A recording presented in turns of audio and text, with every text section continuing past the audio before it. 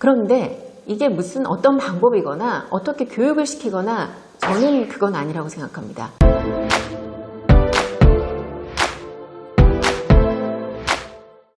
지난달에 제가 라이브 쇼핑에 참여를 한번 한 적이 있는데요. 현대백화점 지하에 보면은 라이브 쇼핑만 할 수 있는 공간이 따로 있더라고요. 저를 초대하셔가지고 성남에 있는 소상공인들이 파는 상품을 소개하고 왔습니다. 다행히 무대에 서거나 사람들 앞에서 얘기할 때 별로 떨리지가 않거든요. 물론 방송에 나간다거나 무대에 서면 살짝 떨리기는 하죠. 누구든지 안 떨린다고 하면 아마 거짓말일 텐데, 영화 배우들도 왜 시상소감을 얘기한다거나 또 뭐 유퀴즈에 초대됐을 때 보면은 처음엔 좀 떨린다고 하잖아요. 저는 다행히 다른 사람들보다는 좀 덜 떨리긴 하지만 하기 전에는 누구든지 살짝 떨리는 거는 맞는 얘기 같습니다. 제가 이 유튜브를 찍기 전에 좀 곰곰이 생각을 해봤어요. 저는 왜 안 떨까? 왜 다른 분보다는 말을 좀 편하게 할 수 있을까 생각을 해봤는데, 많은 회원분들이 보실 때 우리 아이도 저렇게 떨지 않게 얘기를 좀 잘할 수 있었으면 좋겠다라고 생각하는 분들이 계실 것 같아요. 그런데 이게 무슨 어떤 방법이거나 어떻게 교육을 시키거나 저는 그건 아니라고 생각합니다. 저의 방법은 아예 어릴 때부터, 뭐 3살, 4살, 그보다 더 어릴 때도 좋아요. 아이들한테 자신감과 자존감을 높여주는 게 커서 무대 위에서 많은 분들한테 얘기를 할 수 있거나 또 1대1로라도 좀 자신감 있게 얘기를 할 수 있는 사람으로, 그런 아이로 키울 수 있는 방법이라고 생각합니다. 자신감, 자존감, 어떻게 해야 될지, 어떻게 아이를 키워야 될지 굉장히 나는 어떻게 자신감을 키워줄까, 어떻게 자존감을 높여줄까라고 생각이 드시잖아요.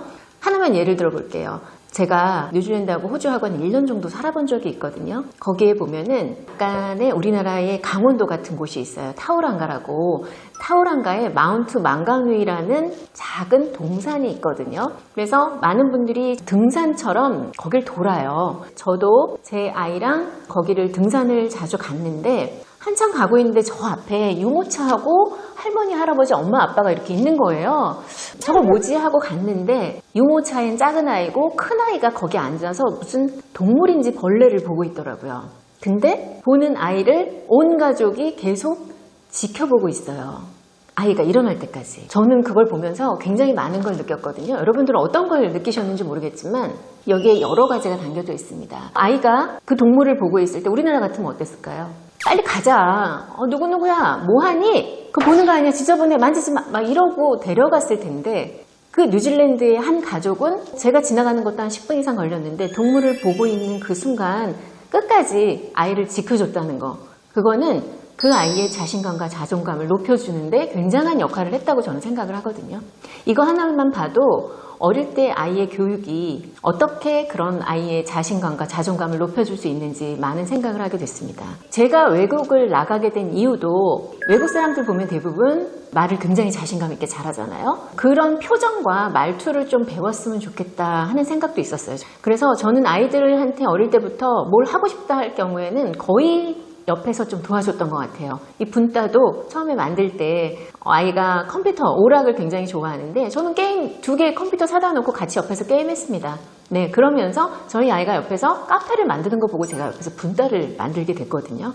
그것처럼 저희 아이가 뭐를 원하고 뭐에 관심이 있을 때 저는 굉장히 적극적으로, 그게 큰 문제가 되지 않는 한, 그럴 경우에는 아이도 또 막 게임에 막 빠지지 않아요. 그거를 엄마와 타협도 하고 너 이거 하면 이거 할래? 라고 얘기를 제안을 했을 때 아이는 들어준다는 거죠. 그렇게 옆에서 지원을 해줄 경우에. 그래서 우리나라 엄마들도 아이가 대화를 하거나 커서 자신감 있게 많은 사람들 앞에서 얘기를 할 수 있게 만들어주는 건 어릴 때부터 아이에게 자신감과 자존감을 높여주는 거라고 생각합니다.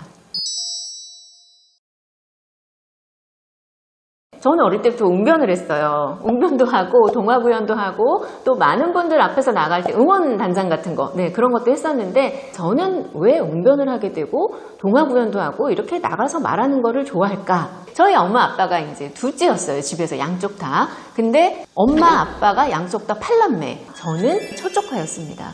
팔남매의 첫조카 여러분.